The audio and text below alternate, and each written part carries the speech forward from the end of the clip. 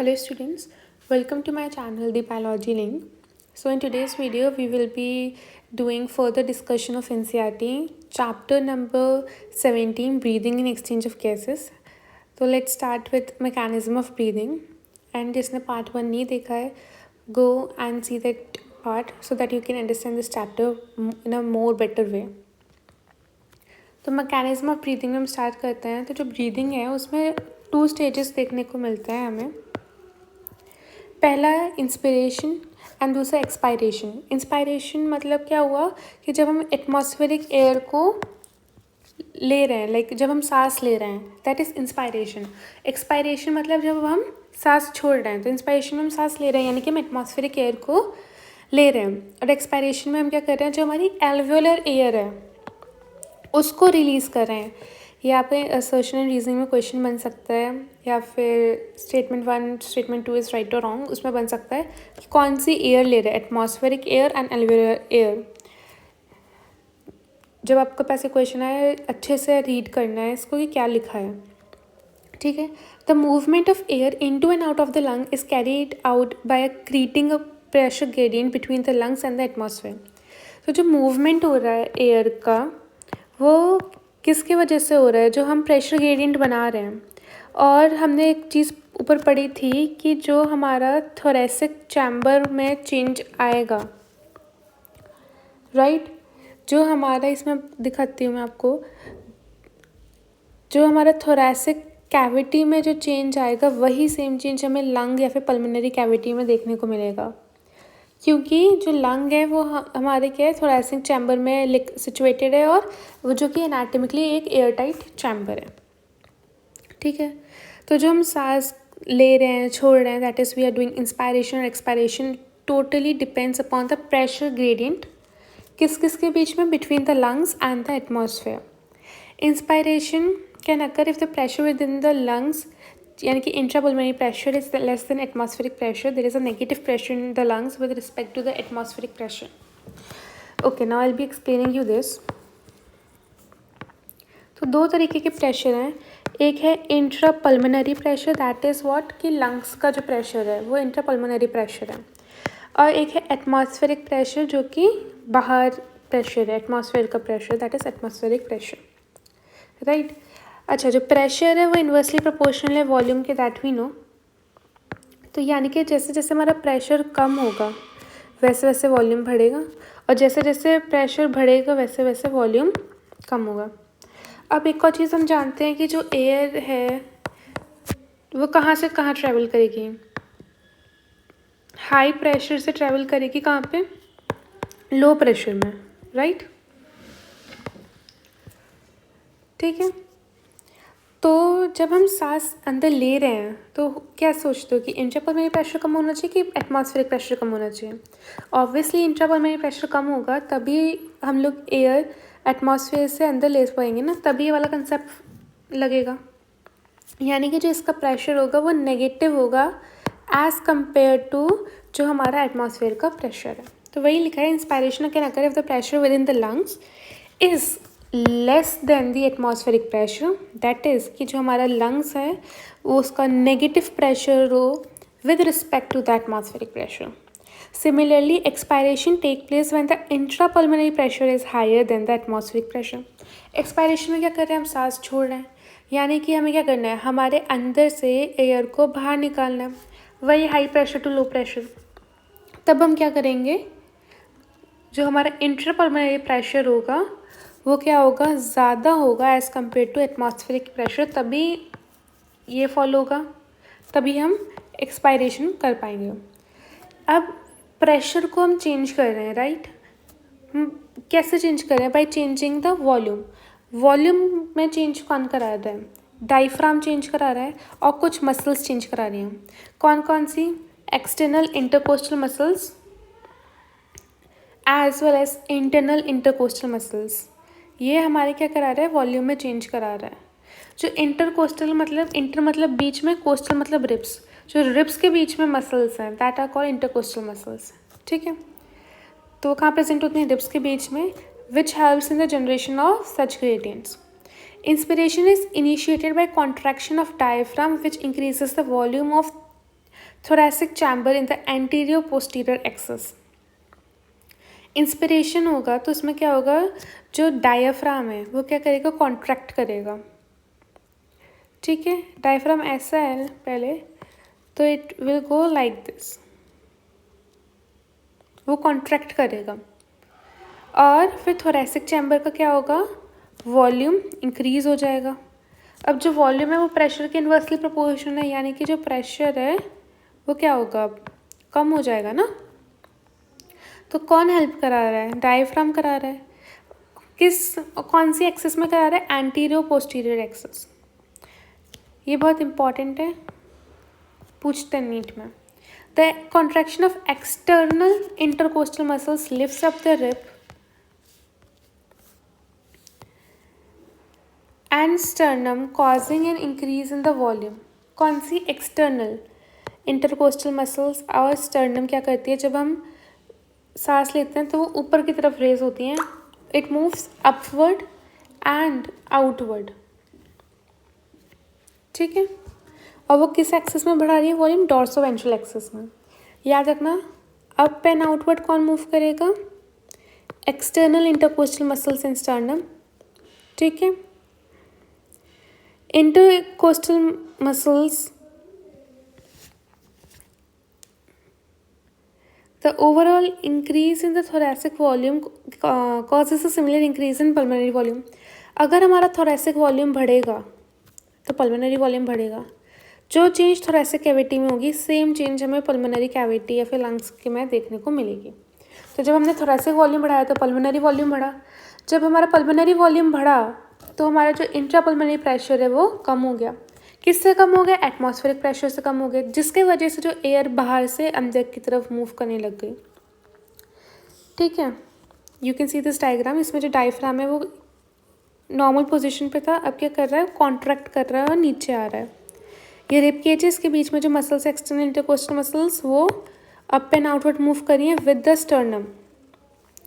ठीक है, जिसके वजह से क्या हो गया, वॉल्यूम बढ़ गया, प्रेशर कम हो गया, जिसके वजह से जो एयर है बाहर से एटमॉस्फेयर से अब क्या कर रही है, लंग्स के अंदर जा रही है. यानी कि किसका डायग्राम है, ये इंस्पायरेशन का डायग्राम है आपका. ठीक है, relaxation of the diaphragm and the intercostal muscles return the diaphragm and sternum to the normal position and reduce the thoracic volume and thereby the pulmonary volume. ठीक है, अब क्या होगा, जो रिब्स हैं, जो स्टर्नम है, जो इंटरकोस्टल मसल्स हैं, वो क्या होंगी, डाउन और इनसाइड मूव करेंगी. डायफ्राम जो कॉन्ट्रैक्ट हुआ था वो नॉर्मल पोजीशन में आएगा. यानी कि अब जो थोरेसिक वॉल्यूम है वो कम हो रहा है तो पल्मोनरी वॉल्यूम कम हो रहा है. जब पल्मोनरी वॉल्यूम कम हो रहा है तो इंट्रापल्मोनरी प्रेशर भी क्या हो रहा है, बढ़ रहा है, क्योंकि इन्वर्सली प्रोपोर्शनल है. अब क्या होगा, इंट्रापल्मोनरी प्रेशर ज़्यादा हो जाएगा दैन द एटमॉस्फेरिक प्रेशर. अब जो एयर है वो क्या मूव करेगी, बाहर मूव करेगी. यानी ये किसका डायग्राम है, हमारा एक्सपायरेशन का डायग्राम है. ठीक है, reduce the thoracic volume and thereby the pulmonary volume. This leads to an increase in intrapulmonary pressure slightly above the atmospheric pressure, causing the expulsion of air from the lungs, that is expiration. We have the ability to increase the strength of inspiration and expiration with the help of additional muscles in the abdomen. This is an important question. Which muscles helps in increasing the strength of inspiration and expiration? Abdominal muscles help. Average जो human breathe करता है वो 12 से 16 times 1 minute में breathe करता है. जो हम लोग वॉल्यूम इन्वॉल्व हो रही है हमारी ब्रीदिंग में, उसको हम स्पायरोमीटर के थ्रू एस्टिमेट कर सकते हैं and that helps in clinical assessment of pulmonary functions. देखते हैं कि लंग्स सही से काम कर रहे हैं कि नहीं कर रहे, एंड मोर डायग्नोसिस में हेल्प करती है. ठीक है, उसके बाद हम बात करेंगे रेस्पिरेटरी वॉल्यूम्स एंड कैपेसिटीज़ की. तो पहला है टाइडल वॉल्यूम. जो हम नॉर्मली एयर इंस्पायर कर रहे हैं या एक्सपायर कर रहे हैं नॉर्मल रेस्पिरेशन करते टाइम. ठीक है, हम नॉर्मली जो अभी रेस्पायर कर रहे हैं, ठीक है, हम नॉर्मली सांस ले रहे हैं, नॉर्मली सांस छोड़ रहे हैं, कुछ हैवी या फिर स्ट्रेंथ बढ़ा नहीं रहे अपनी, तो वही हमारी टाइडल वॉल्यूम है. मतलब उतनी अमाउंट ऑफ एयर हम कहते हैं कि वो टाइडल वॉल्यूम के अंदर जाती है. कितनी है, 500 ml. ठीक है,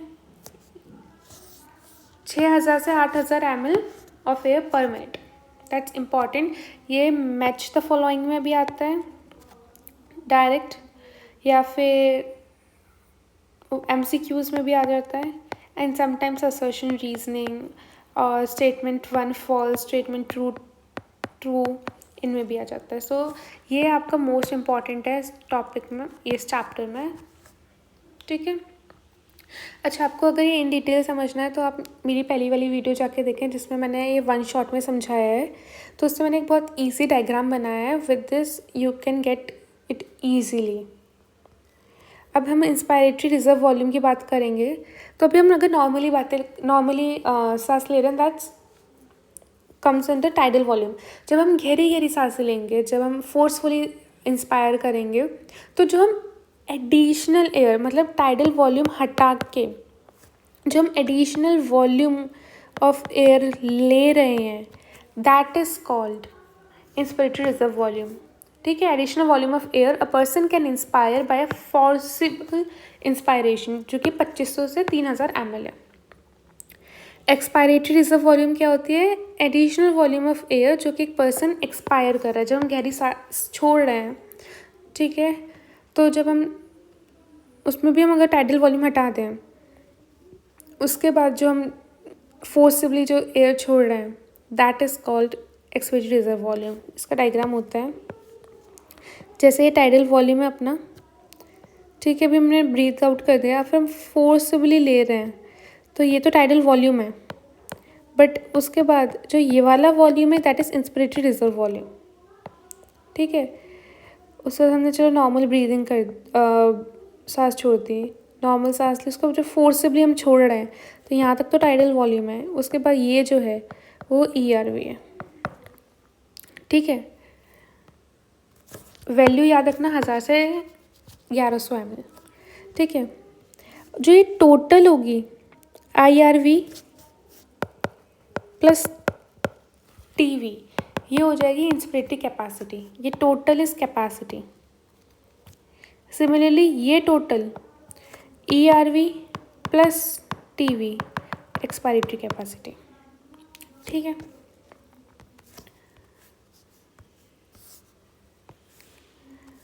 अब हम बात करेंगे रेसिडुअल वॉल्यूम की। तो जब हमने फोर्सेबल एक्सपायरेशन कर दिया, उसके बाद भी जो हवा बच रही है हमारे लंग्स में, that is called residual volume. तो ये ऐसे एयर है जो कि हमारे लंग्स को कोलैप्स होने से बचा रही है, एंड कुछ भी हो जाए, इवन हम बहुत ज़्यादा फोर्सेबली एक्सपायर कर दें, उसके बाद भी कुछ अमाउंट ऑफ एयर हमारे लंग्स में रह जाएगी, उसको हम रेसिडुअल वॉल्यूम कहते हैं, जो कि 1100 से 1200 ml होते हैं, ठीक है। अब हम वही जो हमने रेस्पिरेटरी वॉल्यूम्स को अगर ऐड करेंगे, ये करेंगे, तो हम पल्मोनरी कैपेसिटीज़ बना सकते हैं, जो कि हम क्लिनिकल डायग्नोसिस में यूज़ करते हैं। इंस्पिरेटरी कैपेसिटी मैंने बता दी, TV प्लस IRV मतलब total volume of air forcibly, ठीक है, हम इंस्पायर कर सकते हैं। किसके बाद? नॉर्मल एक्सपायरेशन के बाद, दैट कम्स अंडर IC। इसमें क्या आ जाएगा? TV आ जाएगा और IRV आ जाएगा। एक्सपायरेटरी कैपेसिटी क्या होगी? जो हम एक्सपायर कर सकते हैं आफ्टर नॉर्मल इंस्पिरेशन, इसमें भी TV प्लस ERV आ गई। फंक्शनल रेसिडुअल कैपेसिटी होती है जैसे हमने नॉर्मल एक्सपायरेशन कर दिया, उसके बाद जो अमाउंट ऑफ एयर हमारे लंग्स में बची है, that is called functional residual capacity. वो ERV और RV हो गया। जैसे हमने ये डायग्राम बनाया, तो ये IRV है, ये TV है, ये ERV है, ये हमारी रेसिडुअल वॉल्यूम है, राइट। हमने ये सब की सांस ले रहे हैं, छोड़ रहे हैं, कर रहे हैं, उसके बाद हमने छोड़ी, उसके बाद हमारी स्टिल इतनी वॉल्यूम बची है लंग्स में एक्स्ट्रा, प्लस ये जो वॉल्यूम बची है, इसको टोटल कहते हैं FRC। वाइटल कैपेसिटी क्या है? जो maximum volume of air a person can breathe in. अब हमने फोर्स्ड एक्सपायरेशन कर दिया, उसके बाद जो हम मैक्सिमम वॉल्यूम सांस ले सकते हैं, ठीक है, उस टोटल को हम कहते हैं वाइटल कैपेसिटी। यानी कि ERV हो गया जो हमने फोर्सफुल एक्सपायरेशन किया, TV हो गया प्लस जो हमने फोर्सफुली इंस्पायरेशन कर दिया, तो इसका क्या हो गया? ERV plus TV plus IRV। हम उसको दूसरी तरफ से भी कह सकते हैं, जब हमने बहुत फोर्स इंस्पायरेशन कर दिया, उसके बाद जो हम maximum amount of air breathe out कर सकते हैं, यानी कि again IRV, TV and ERV। ठीक है, that is vital capacity. Total lung capacity क्या है? हमने फोर्स इंस्पिरेशन कर लिया, फोर्स इंस्पिरेशन कर लिया, उसके बाद टोटल अमाउंट ऑफ एयर जो हमारे लंग्स में होगी that is called total lung capacity. तो IRV हो गई, TV हो गई, ERV हो गई, और जो लंग्स में एक हमेशा रहती है रेजिडुअल वॉल्यूम, ये हो गई। ठीक है, अब हम बात करेंगे एक्सचेंज ऑफ गैसेस की। तो जो एल्वियोली है वो हमें पता है कि प्राइमरी साइट है जहाँ पे क्या होती है, गैसेस का एक्सचेंज होता है। और एक्सचेंज कहाँ कहाँ होता है? ब्लड से टिश्यू में भी होता है, टिश्यू से ब्लड में भी होता है, ब्लड से एल्वेलाई में भी होता है, एल्वेलाई से ब्लड में भी होता है। एल्वेलाई से ब्लड में जा रही है तो ऑक्सीजन जा रही है, ब्लड से एल्वेलाई में जा रही है तो CO2 जा रही है, ब्लड से टिश्यू में जा रही है तो ऑक्सीजन जा रही है, टिश्यू से ब्लड में जा रही है तो CO2 जा रही है। ठीक है, exchange of gases also occur between blood and tissues. O2 and CO2 exchange in this side by simple diffusion के थ्रू हो रहा है। किसके बेसिस पे? प्रेशर और कंसंट्रेशन पे, that's important. The solubility of the gases as well as the thickness of the membrane involved in diffusion are also important factors that can affect rate of diffusion. तो rate of diffusion कौन कौन influence कर सकता है? एक तो pressure और concentration gradient क्या है, दूसरा हमारी गैस की सॉल्युबिलिटी क्या है। वी नो कि CO2 ज़्यादा सॉल्युबल है as compare to O2 and CO2 से भी ज़्यादा CO कार्बन मोनोऑक्साइड सॉल्युबल है। ठीक है, तो हमारी डिपेंड करती है कि सॉल्युबिलिटी क्या है। तीसरा जो मेम्ब्रेन है जिसके थ्रू एक्सचेंज हो रहा है, जिसके थ्रू डिफ्यूजन हो रहा है, वो कितनी पतली और कितनी मोटी है। अगर वो पतली होगी तो ईजिली डिफ्यूजन हो जाएगा, वहीं अगर मोटी होगी बहुत ज़्यादा तो बहुत टाइम लगेगा डिफ्यूजन होने में। तो ये सारे जो फैक्टर्स हैं वो अफेक्ट करते हैं कि हमारा जो रेट ऑफ डिफ्यूजन है वो क्या होगा। ठीक है, अब अगर ऑक्सीजन जो प्रेशर कंट्रीब्यूट करेगी उसे PO2 कहेंगे, CO2 जो करेगी उसे PCO2 कहेंगे। Pressure contributed by an individual gas in mixture of gases is called partial pressure and represented by PO2 for oxygen and PCO2 for carbon dioxide. Partial pressure of these two gases in the atmosphere air and the two sites of diffusion are given in 17.1 इसमें दे रखी है and in figure 17.3 the data given in the table clearly indicates a concentration gradient for oxygen from alveoli to blood and blood to tissues। यानी कि जो अभी हम देखेंगे, हम देख चलो, पहले ये देखते हैं ऑक्सीजन कहाँ पे ज़्यादा है, एटमॉस्फेयर में। ठीक है, इसके बाद एल्वेलाई में 104, 40, 95, 40, CO2। ठीक है, अब इसमें ज़्यादा है एल्वेलाई से तभी इसमें जा रही है, राइट। ठीक है, इसकी ज़्यादा है तभी ऑक्सीजनेटेड ब्लड में जा रही है, सॉरी ऑक्सीजनेटेड ब्लड में जा रही है। अब ऑक्सीजनेटेड ब्लड की ज़्यादा तभी टिश्यू में जा रही है, तभी तो प्रेशर ग्रेडियंट कंसंट्रेशन ग्रेडियंट काम कर रहा है। टिश्यूज़ की ज़्यादा है तभी वो डीऑक्सीजनेट बढ़ती जा रही है ना टिश्यूज़ में, तो CO2 जनरली मतलब प्रोड्यूस हो रही है तभी वो ब्लड में जा रही है, डीऑक्सीजनेटेड ब्लड बना रही है।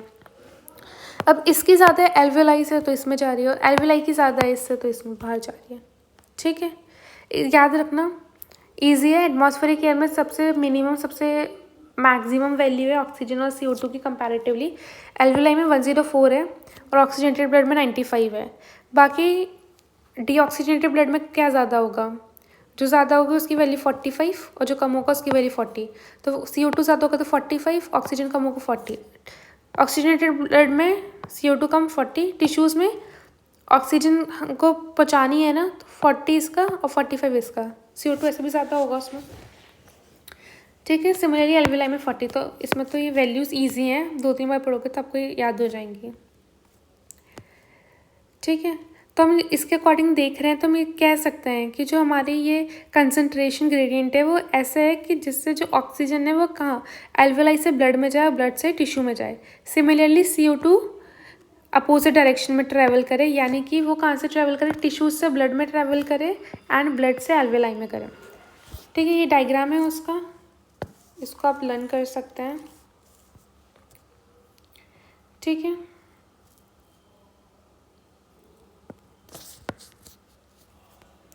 हमने देखा था, मैंने बताया था कि सॉलिबिलिटी CO2 की ज़्यादा, कितने टाइम ज़्यादा है, 20 to 25 टाइम्स ज़्यादा है ऑक्सीजन से। ठीक है, the amount of CO2 that can diffuse through the diffusion membrane per unit difference in partial pressure is much compared to that of O2. The diffusion membrane is made up of 3 layers. तो अब हम partial pressure की बात करें